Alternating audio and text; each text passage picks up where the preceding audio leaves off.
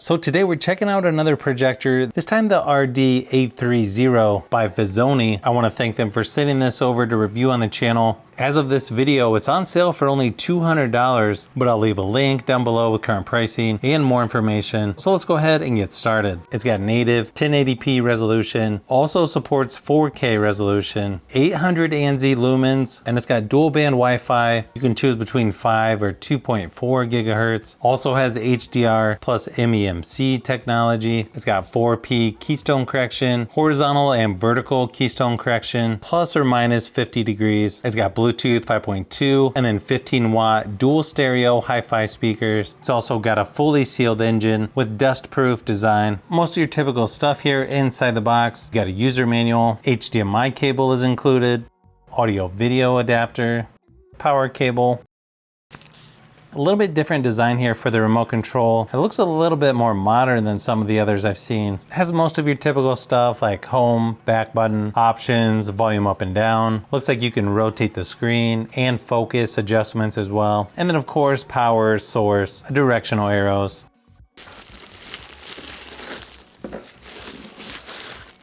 Okay, definitely a little larger than I was expecting. You've just got one button there in the middle on the top. I'm guessing that's the power button. You can see it comes with a lens cap, some ventilation towards the bottom. It has your autofocus and your remote control sensor there as well. You've got a speaker on each side.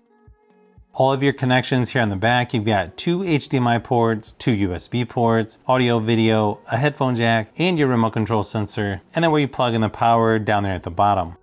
Here on the bottom, you've got an adjustable foot,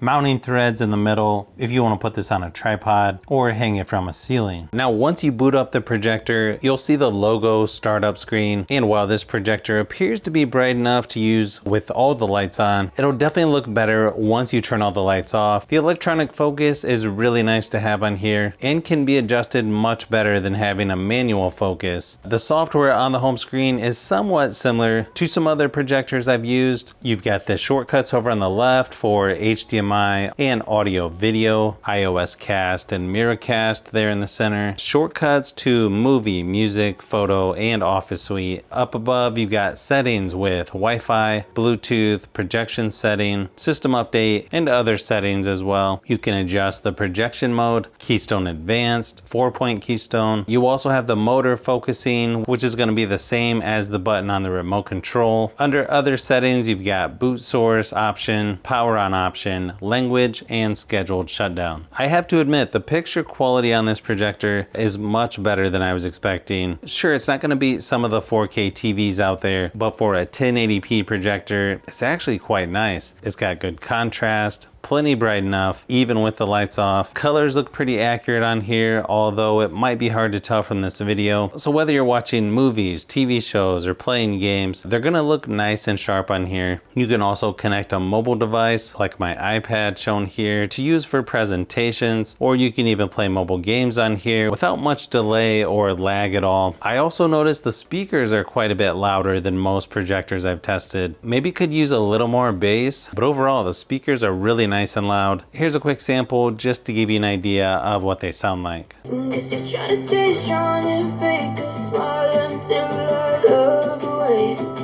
But I know you too long, it hurts to watch your blue eyes fade to gray as you fade away. As you fade away. As you fade away.